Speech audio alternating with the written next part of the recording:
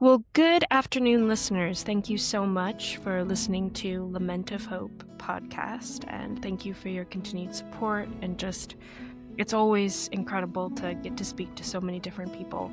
And today I'm speaking with Maya Stojan. Hopefully, I said that right. I want to say it the way it's correctly said. But she is an actress. I know her acting from Castle. She played the um, data analyst, if you remember in the series. She reoccurred in several episodes where they would come to her, the agents would come to her, and she was the tech person who would kind of like look into all the cameras. And I just remember being pretty impressed by her acting, and I was like, I wonder what happened to this person. And then I looked at her bio, and she had all these different TV series that she was in, and she would come in at different episodes, and she was in Agents of S.H.I.E.L.D. And I was like, okay. And then I was able to find a way to contact her. And now she's a mom. She's got 2 kids. And she's also coming out with a series on gratitude. And she has another film that's coming out shortly as well. So, Maya, thank you so much for being on the podcast. Thank you. I'm so excited to be here. So, can you tell me about, when you mentioned before we started about the gratitude series you're coming out with? What exactly is it, and how will people be able to access that, and like what's your goal with making that? Sure, absolutely. So I started having the idea actually last year. On the same day that my father passed away, I found out that I was pregnant with my second son. And there's just this idea that sparked of, wow, I've been practicing gratitude every single day for, at that point, it was 12 years. For about an hour a day. And it completely transformed my life. And just synchronicities like that just kept occurring in my life. And, you know, I'm the biggest believer of you create what's around you based on your beliefs, based on, what you think you can create. So that happened. And I thought, you know what? I really want to spread this practice that I've been doing for so long and not just hoard it to myself. And so from that, I created Becoming Gratitude, which is a 30-day course. And every day is a different gratitude practice. And it's meant to rewire your brain Hmm. and, awaken kind of that part of you where you think gratitude before anything else. So whether you're, in a crisis or in a trauma, or whether you're even if your life is doing great, it's just like a practice that you do to rewire your brain to think with gratitude and to embody gratitude. So when you take an hour, when you're talking about an hour, like what is it, an hour where you're writing out a list of what you're grateful for that day, or is it like No. meditating on? No, no. I mean, and I say an hour, it's, between 30 minutes and an hour. And I usually practice it in the mornings. But some of the practices that I do also in the evening, throughout the day. Um, and the Becoming Gratitude, the course that I teach is not an hour a day. No one has time for that. It's actually probably 10 to 15 minutes a day. So it's very manageable, very doable, especially for, the busy business person, the mom, whatever. Because I understand that what I do is very unique, like spending so much time on gratitude.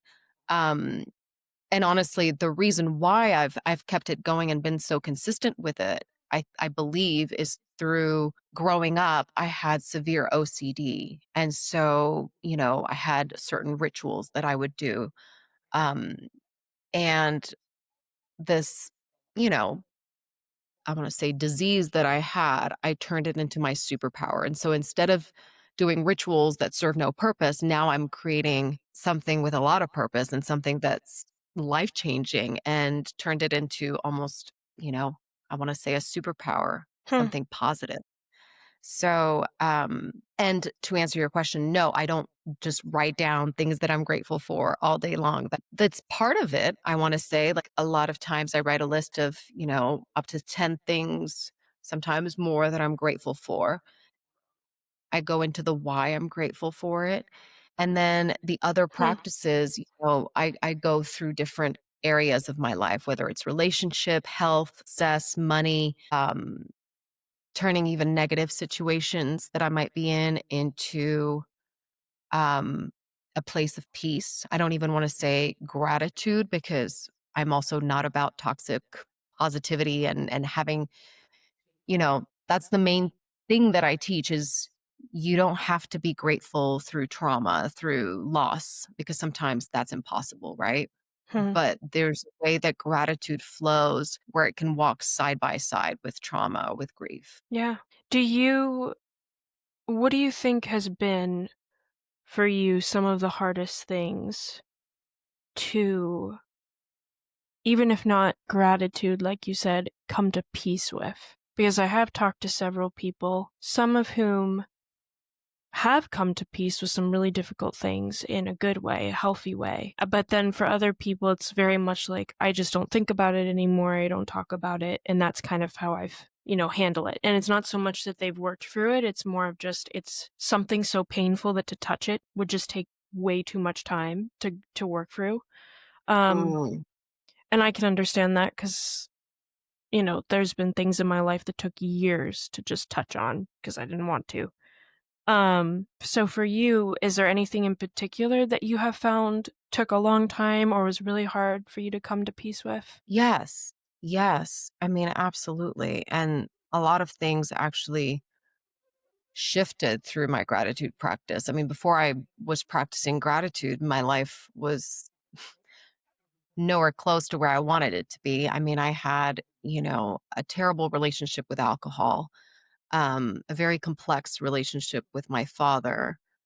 And I struggled with a lot of anxiety. I mean, hence my, severe OCD. Yeah. And then even more recently, just the death of my father was very challenging. And yeah, just relationships in general, the ebbs and flows of the complexities of between friendships, between even romantic relationships. I've certainly gone through um, challenging situations. Um, Nothing now in my life today isn't manageable. Hmm. And I believe it is thanks to my gratitude practice.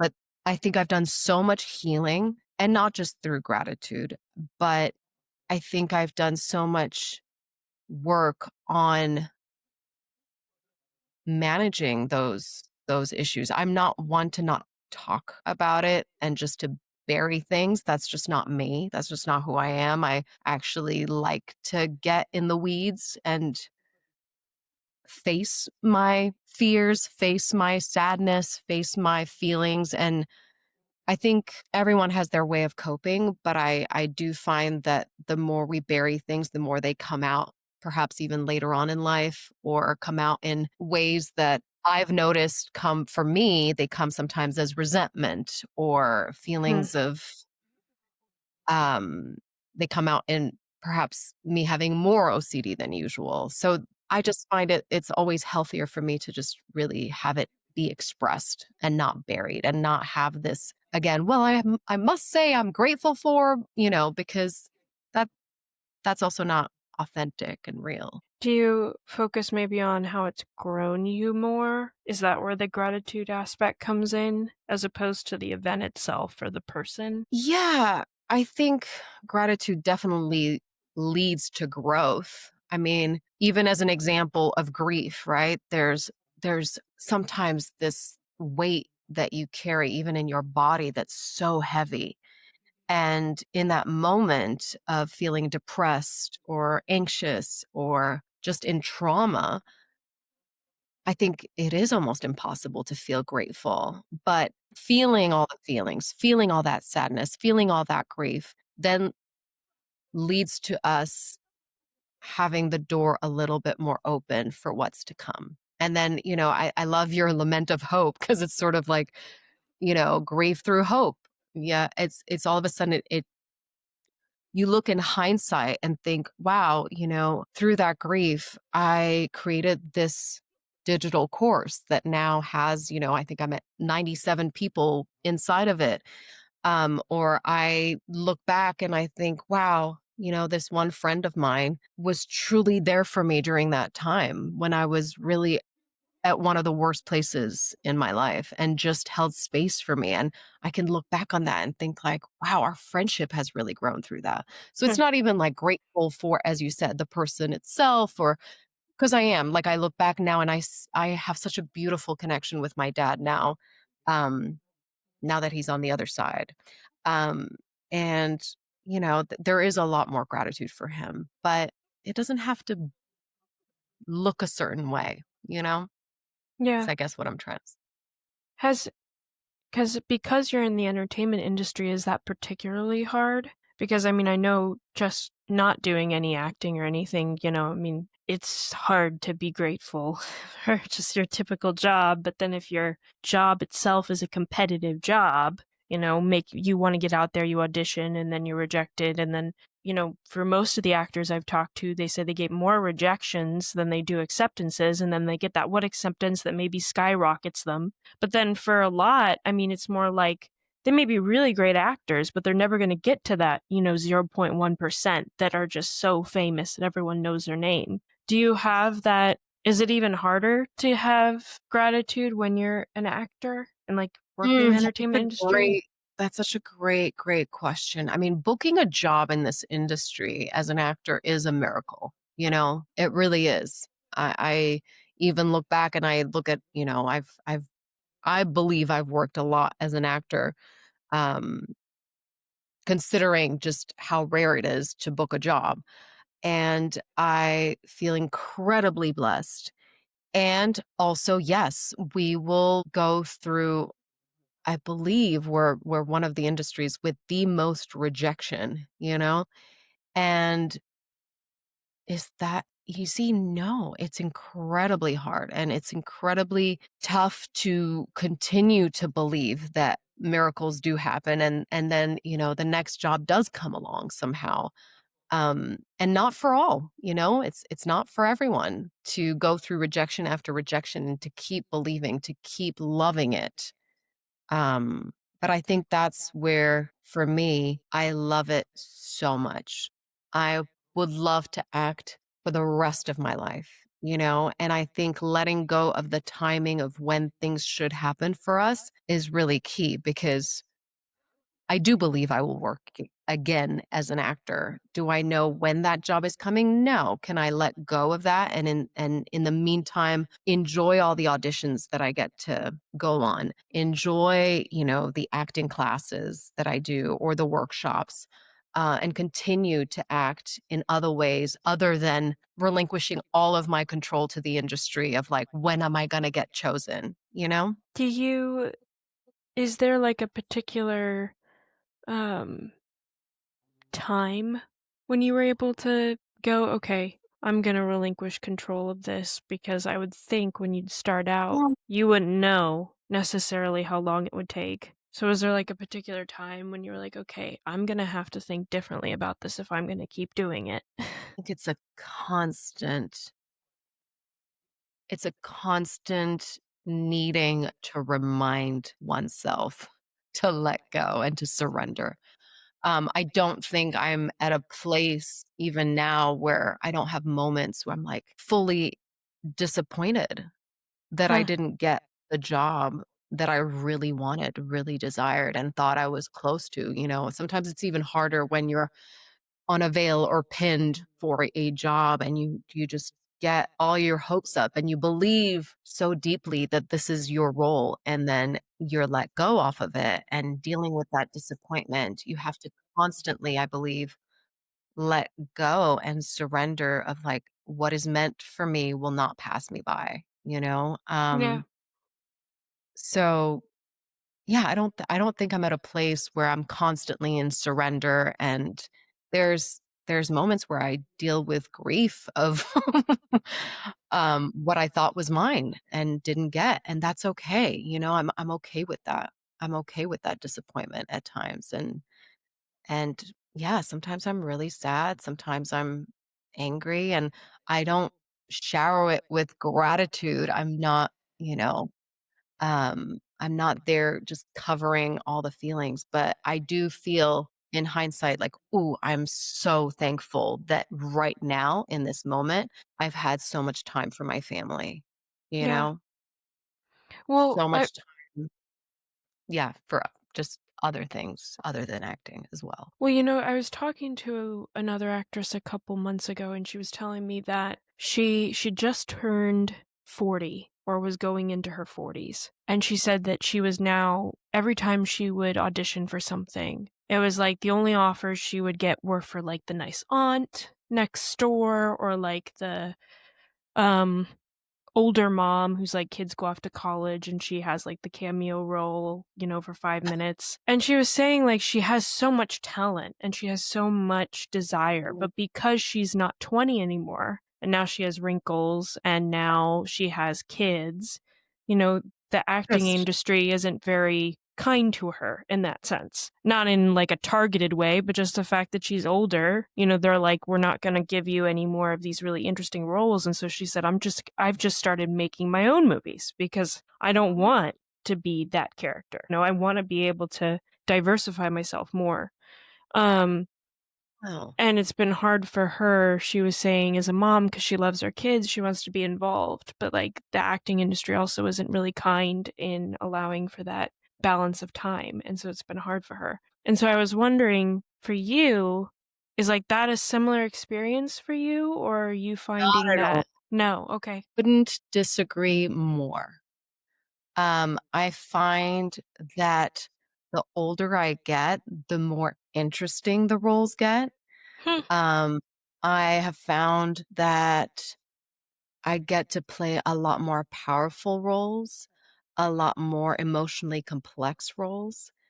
And um, I have never felt more motivated to work since having kids. hmm, And I feel the most confident and healthy within myself at this age in my 20s and even early 30s. I didn't know what I was doing, so I feel like a better actor.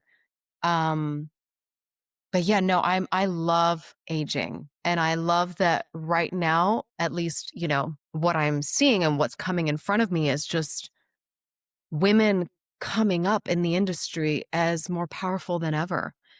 Um, yeah, there's less ageism. There's less like women belong, in mom roles or once they hit 40. I don't see that at all. I see quite the opposite. what kinda roles when you talk about powerful and, complex, what kinda roles are, like, examples of that? Women who are in their queen power. I don't know how else to express it, but whether she's a lawyer, whether she's a doctor, whether she's, on the streets, whatever that is, I feel like as these women age, they're more and more empowered and more, I don't know, there's this elegance that can come with it, this, again, emotional intelligence that can come with it. Yeah. All these beautiful qualities that you don't necessarily see, I wanna say, in roles, of women in their 20s. That's not to say that there aren't there. I think there's, you know, y you're beautiful and young and incredibly smart. I'm just saying, as I've witnessed the changes of roles that I auditioned for, I've noticed, ooh, like, I really feel her Yeah. in this. There's just more experience too. There's just more, with age comes experience. With age comes, so many more multi-layered facets, I believe. Was How is it with having 2 young kids? Do you find it is a little hard or challenging to balance both of them, acting and kids? Or do you feel like that's something that's quite manageable? I mean, it's all very personal. I think so far it's been really great. And does it require a little bit more time management? Absolutely. Um, but again, I was that person that worked pregnant on a TV show till I was 8 months pregnant, shooting guns and, jumping off a plane. So I understand that I'm not your necessarily typical mom. I also auditioned after giving birth 3 days later, you know? Well, So I'm very passionate about acting. I would not let children stop me from working. Now, that said, am I going to now fly to New Zealand and not see my kids for 3 months because I booked a job?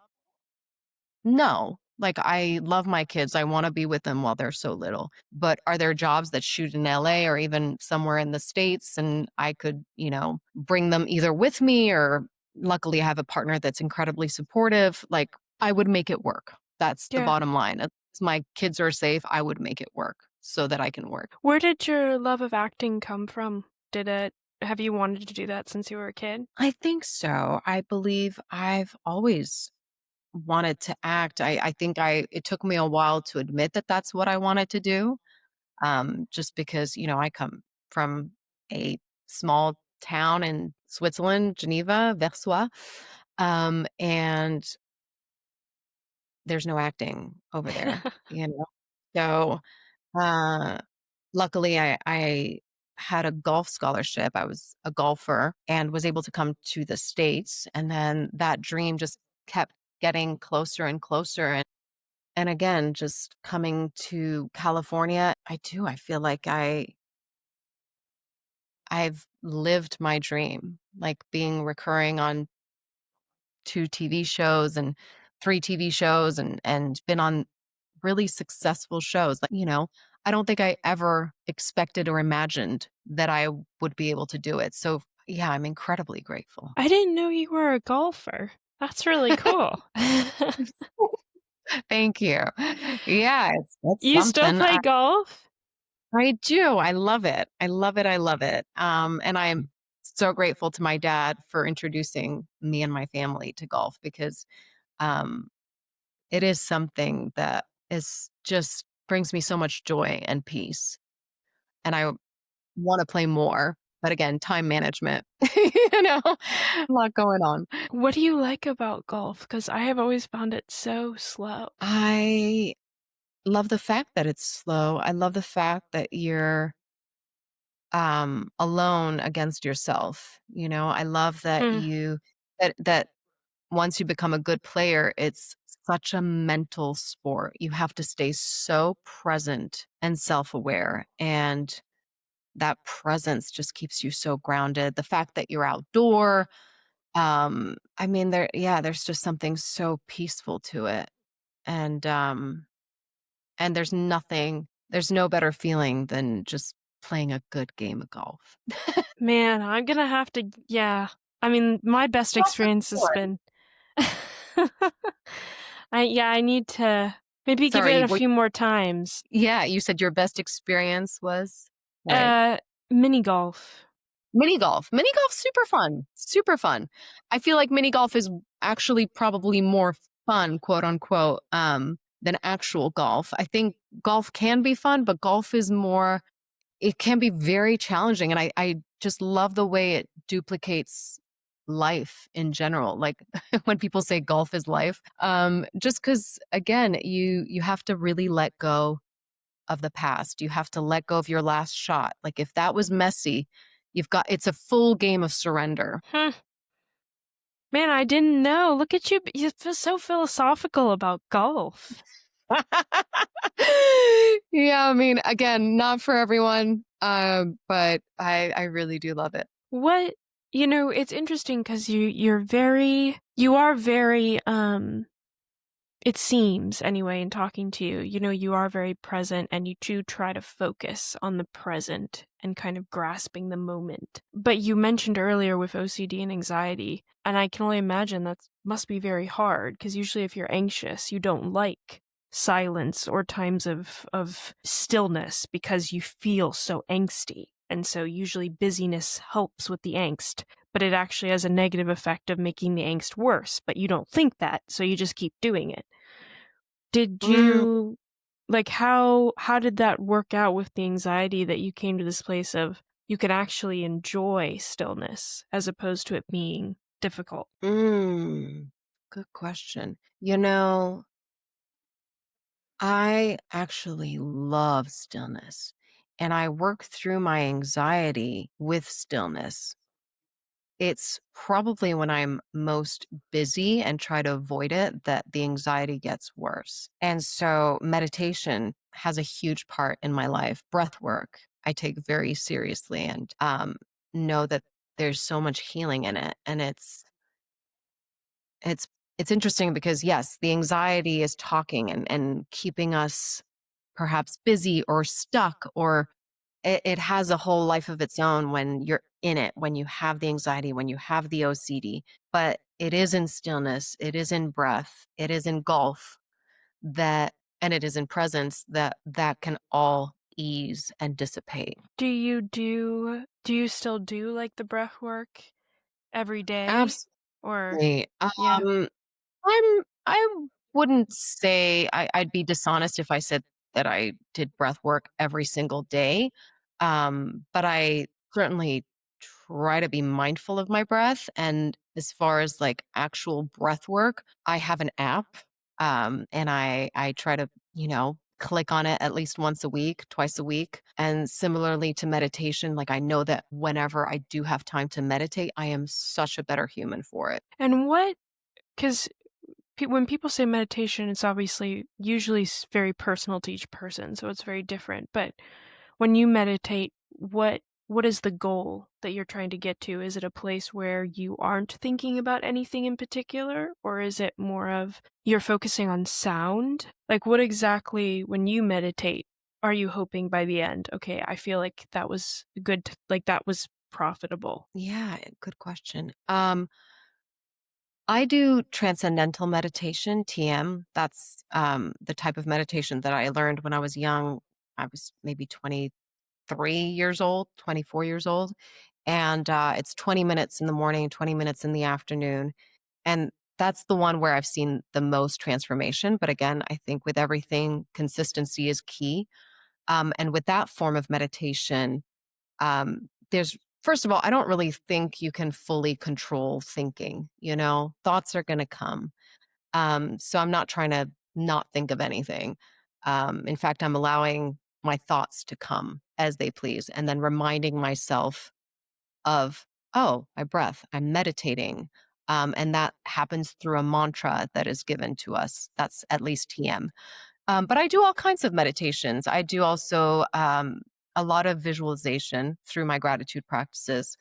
And I really enjoy different people's work. I think there's a lot to learn from all kinds of different meditations, whether it's, again, realizations, visualizations, breath work.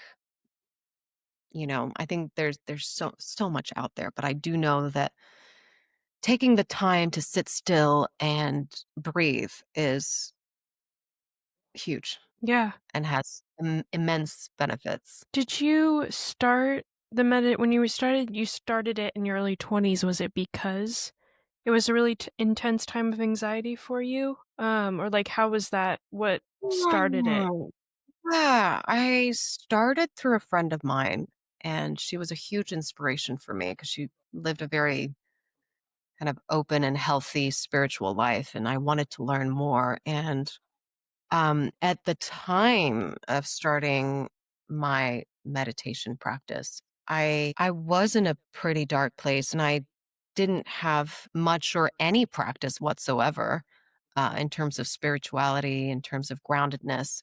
And I think the biggest transformation that came out of meditation was self love. I didn't Hmm. have much or any self love. I was incredibly insecure. Um, and meditation definitely guided me towards self love. Yes. Yeah. What kind of insecurities was it, because of like acting? Was that part of it, or just the competitiveness of it, or was it because of Well, growing up? I don't think, well, I mean, sure, there was probably some insecurity with my acting, but I was so young at the time that I also was just on the beginning of my journey and path, so I wasn't expecting, all of this success. But I think my biggest insecurity came from not feeling good enough in terms of just being. There was nothing um, so specific about my dislike for myself. I think I wanted to be more confident, and Hmm. what kept showing back up is that I was struggling with confidence. I was struggling with um, needing and craving validation. And that showed up the most probably in my romantic relationships. Yeah. No, I can understand that. I mean, it's still something I struggle with is having to be confident in who you have been created to be and what you love. And I don't know if you feel this way, but in the particular environment we're in now, I think there's not as much of an encouragement for discussion as there is of just screaming out into the world whatever it is you're thinking, which isn't necessarily like you're not supposed to express yourself, but there isn't a place for calm and honest and just authentic dialogue with people to understand better where people are coming from. And I think that it doesn't help fostering courage for yourself. Yeah. Yeah. I mean, you bring up a great point, and I think people are so quick to feel triggered by other people's thoughts and opinions. And being able to hold space for people who disagree with your beliefs or that, disagree with you and who you are is one of the greatest skills one can accomplish, is being able to and hold without offense, and that's something that I think we all can forever work on, Yeah. but when the first thing that came up when you said that, I was thinking of even politics, right? I think people are so quick to judge the other party without being able to listen, and you don't have to agree, you can understand. And I think what you say is beautiful, is just um being able to withhold judgment, because who's to say that we are right just because we're so rooted in our own beliefs?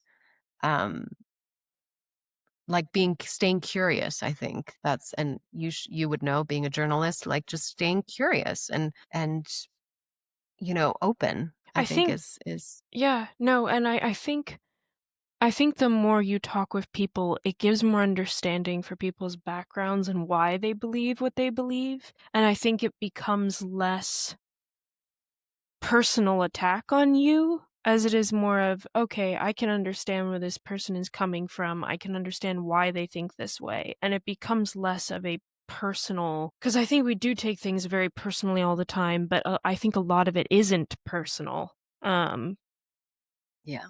it's more about that person's story, so that's why they think the way they do. Um, Exactly. Yeah, yeah, I love that. And also, one thing that I've been working on, or trying to stay open to, is like what people have to say to me or about me. If there is a trigger there, like, is there truth hmm, to it? You know, yeah, like, is some truth? And can I hold that without feeling so triggered of that's not who I want to be? That's not what I want to be called, or, being able to also just take a look at oneself. And not many people want to do that, especially when it's negative or critical. But I think there's growth that can come from it. It's hard. It's hard work, but there can be growth there. yeah. And yes, most of it is not personal, right? Of course. No, it's interesting because I grew up with a really tough dad. He was not a Mm, very, like, great dad, um, in the sense of, like, a dad. He was very accomplished in a lot of things. Um, but so I always and something I just more recently kind of it hit me was I really do struggle with, like, male authority figures. I just mm, don't I'm more quick to be defensive or kind of go on the defensive end if a male authority figure says something negative. Now, they may not say it as great as they can say it, but something they may say. And, it's kind of quick to go, okay, well, it's an authority figure. And like, I just feel that trauma coming back, that defensiveness of Mm. like, woof. And I was just thinking the other day, like having to, like you said, sit back and go, okay, well, what did they say that could be true? Was there anything they said that could be true? And it is really hard because you have to take away the visceral reaction and think about it more logically. And like, yes, you grieve the emotional aspect of it, but you have to go, okay, but like was all of that I just experienced, was that like all trauma emotion that I was experiencing, or was like any of that, if I sift through it, accurate? And I know you're mentioning with your dad and just growing up in life. Is there anything in life now that you still get like that trigger reaction that you're like, okay, I have to take a minute and process this and I'll get back to you about what you said? Yes, of course, of course. I don't know that we're ever fully immune to it. I mean, I'd love to Yeah. meet that person that says they don't get triggered. And, I can't remember who told me this, but when it's hysterical, it's usually historical. So when you are feeling in trigger mode, it usually does come from this smaller part of you.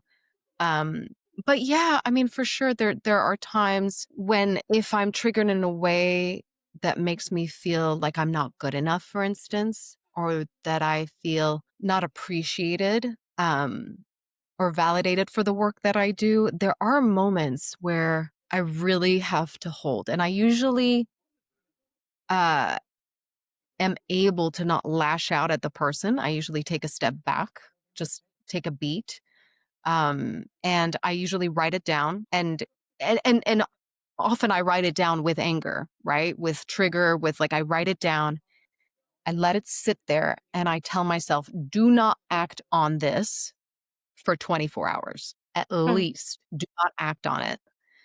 And y- what tends to happen is with breath, with time, with meditation, like within 24 hours, it'll take a whole different meaning and purpose. Oftentimes then I'm like, wait, I was this angry over this. Hmm. Like it usually makes very little sense. The enormity, like I don't even know what the word would be, but like the hugeness of that feeling compared to what was actually said, usually it becomes this super small thing that we can then kind of take a look at and be like, oh wow, this does not require my anger. It does not hold that much purpose or meaning. And then, is it true? Like Yeah. that's a big question. Like, is it true? um and usually it's like, no.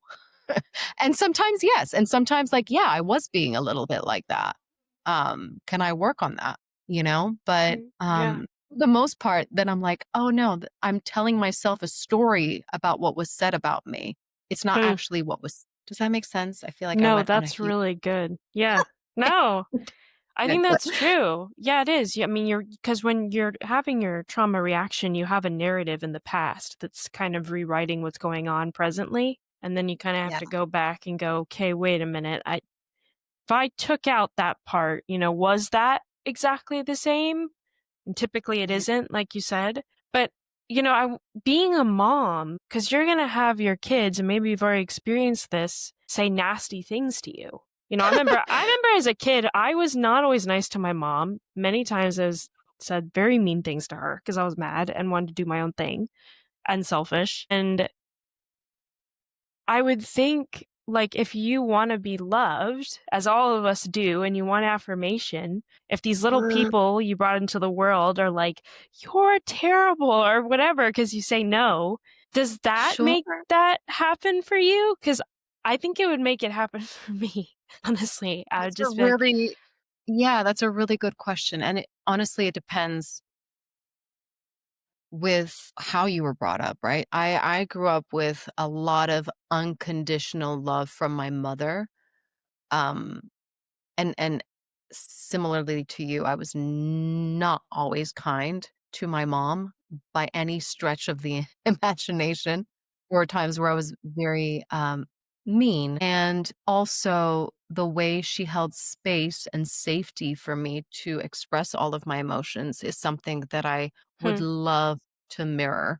And yeah, I mean, already my eldest is 2.5 years old, and he's already said, "I don't like you." And in those moments, yeah, there's like a twinge of pain, sure, but he's also 2.5, and I didn't allow him to whatever, watch TV or said no to him having more cake. But it's sort of like in those moments where I'm like, oh, I'm so glad that and this is I hope you will see this as a healthy brag, but I'm so glad that he's in a safe space with me. I'm so Yeah. glad that I can be that mother for him where he gets to dislike me and Hmm. I don't take it personally, you know? Yeah. That's really Yeah. interesting. I've never heard a mom say that before. Yeah, no, I'm excited to not be the parent that will take things personally or that will shut him off based on his liking of me or not, that my heart will remain open to him, to them now, to both my sons forever, unconditionally.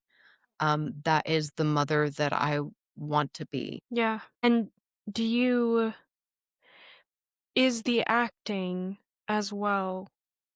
Do you think if you didn't do the acting, you would be less of a better mom? And I know that's a weird question, but I've talked with Mm. several moms who when they became moms, and it wasn't a bad thing at all, especially if you want to be if the only dream you've had is to be a mom, which is a really good dream, then you become a mom and that's your dream, you're living it out, but you don't do anything else, so you don't really um have the time for fellowship with friends, or you don't really have a hobby that's outside of your kids, or you don't have an outlet Mm. for yourself that's just separate for a while, like not a long time, but just an outlet where you can express your passions, where you can allow for your emotions, because when you're with your kids, there's also that boundary a little bit of like you have to be the stronger person in those situations. And so how do you think the acting for you is helpful in giving you an outlet where it's like this is where I can express and enjoy a passion that I have, and then I can kind of come back with my cup full helping my Abs- kids?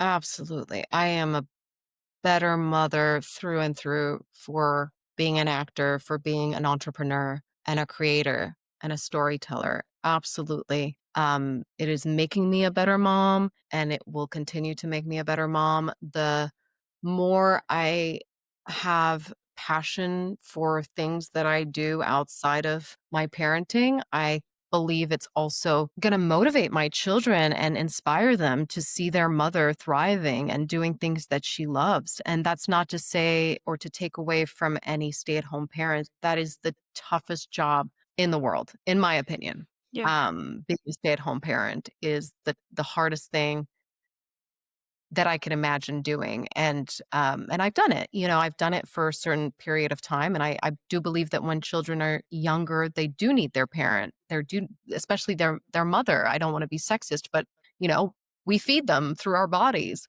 Yeah. Um, but that said, I will not give up my passions and my dreams for my children. I think I've mentioned it before, but they have been a fuel to me feeling more motivated than ever, whether it's through my acting, through my digital courses, through gratitude. They've inspired me to just create more and do better. Yeah. And I want to just to reiterate, because I know some people will listen and then go, oh, she just, doesn't, she just wants to pursue her own passions and she's not caring about her kids. But yeah, I know, but it's important to ask these follow-up questions because that's what happens. Um, but what I hear you And I saying, wouldn't take it personally if that's what they thought. I wouldn't take it personally. that's right. No trauma response here. Um, But I what I'm hearing you say is that it's not what you're saying, it's that you love your children, and I would think too that what you're saying is like there are ways, like even for this interview, we had to work around and be flexible with the fact that you're a mom, and so there's not always this certain amount of time that you can come onto an interview. It has to be in a certain time window. So you have these boundaries for being a mom that are healthy, but it doesn't mean that you're giving up doing what you love with a job. But you do have boundaries as a mom. It's not like you're just Yeah. like, who cares? Gosh, I mean, my children will always come first. That's just the reality. And, even before having kids, I never understood that. And I always thought acting would be the love of my life forever. Um, and that it would be my number one forever. And people would say, oh, well, you'll see when you have kids, things change. And I was like, kind of uh, going against that. I was kind of like, well, I don't think so. But the reality is, yes, your love for your children, your care for your children will always come first. And I'd like to think as well as my marriage, right, with my partner. If not, Yeah. that should be even more so of a priority because children, do feel that love when you have that partner, and they do have their own experiences of their relationship with love through watching their parents. So, anyway, on that tangent, that said, them being a priority does not mean that I am not going to have also a whole space, a whole new room, a whole new open chapter with what's to come with my career. And yes, I have different boundaries, but I 100% have that space for it. Yeah. Well, there you go. Now nobody can make a clip, right? Of just the. Oh, they can. I've probably had worse out there, and that's okay. That's Well, okay. to respect your time, I just have one more question. Out of all the roles you've played in television, was there one in particular that you thought was the hardest to play because it was the most unlike you? The most unlike me. Oh, that's interesting. I actually would think that the roles that are the most unlike me are actually the easiest to play. Um, Really? Wow. Absolutely. I play a lot of I don't know, I'm cast as a lot of baddies. I've played a lot of um evil characters. I've also played a lot of smart characters, which I'm not that smart. It's just and I don't mean to be humble with that, but it's true. I'm not all that brilliant, but I've played brilliant people. I've played a lot of doctors and lawyers. Where to me it's been challenging where I really have to bring myself to care. Well, and I do. I bring myself to every character, right? Because there is a kind of this shadow side to us, even an evil Yeah. character, or this, you get my point. But the people that are the most like me, if I had to play myself, I would think that that would be the most challenging. I mean, even witnessing it now, whenever I do podcasts or whenever I do interviews, or just even in my gratitude courses where I have to speak to people as myself, that is the most challenging to me. Hmm. Hence why I'm an actor, probably because I wanted to step into other people's shoes, and that felt exciting. So being myself sometimes is probably, or playing people close to myself is probably more challenging for me. That's so interesting, though. Wow. Yeah, I didn't even think about that. You watch evil characters and you're like, that must be so hard to play, but maybe it isn't that hard. I don't know. Maybe it's like all your dark Um, moments just go right into it. You're like, yeah, to me, I find a lot of excitement in portraying characters where I can really dive into their trauma, their historical story, where what would make someone do the things that they do. That to me is like very interesting to jump into that psychology. yeah, no. I do really hope. Maybe it's because I just don't watch enough TV. I hope I see you in more things because I feel terrible that, like, when I came onto this, I was like, so I saw you in Castle, which was like a while ago. um, I You would really need not to have watch more watch TV. anything. You do not have to watch anything that I'm in. I'm just glad that I get to be here, get to have this conversation. Acting is a part of my life. It's not all of my life. And, I love that you were just interested in meeting me, the tech girl from Castle. That's how you called it. And I was like, yeah, that was it. Or you even had a different wording for her, like the data girl or something. Analysis. Yeah. Analysis. Yeah, yeah. So yeah, I mean, So, I'm if people are interested, though, in looking at your gratitude course or anything, because when I was on your website, it said it yeah. had been last updated in 2020. So I wasn't sure if is it still Oh, being my updated or so that is not my website. The okay, mayastoyan.com is, like, just for my acting, and I haven't updated it since most likely 2020. I don't even know if okay. I'm still the owner of that website. The website for my gratitude course is called thegratitudearchitect.com, and the course that is currently live is called Becoming Gratitude. And then the course that is coming is called Activate Your Gratitude, and that will be 7 days, a 7 day module versus a 30-day module. And you can find it also through my Instagram. It has its own Instagram now, the Gratitude Architect that I just started. So yeah, that's how people Okay. can find. Good. Well, these are the links we'll provide listeners, not her old website from 2020. Whoever owns Thanks. that now, apparently. No, Um, I just haven't. I mean, people who are interested in my acting most likely will IMDb me okay. versus, It is yeah. really pretty. It's a pretty website. It was just, it Thank said last update in 2020. So I was like, well, more has probably happened to her since lots then. lots has happened since then. Absolutely. 5 years ago. Well, Well, Maya, yeah. thank you so much. I loved having you on. I'm so glad this worked out. We got to this, Me that you were too. flexible, that I was able to, you were gracious with me, gracious with you, and here we are. And so I'm I'm very so grateful. grateful as well. Talk about gratitude. Thank you for taking the time to, find me, reach out to me, and have me in your space. You're a wonderful journalist, interviewer, and Oh, thank you. really excited for your future. Thank you so much. Maybe I'll cover one of your movies one day. You'll see me, the little press badge. Hey! I would love that. Love that. Absolutely. All right. Well, Thank you. you have a good day. Bye, Maya. Great day. Thank you so much. And thank you to all the listeners. Thank you. Thank you. Have a great one. Take care.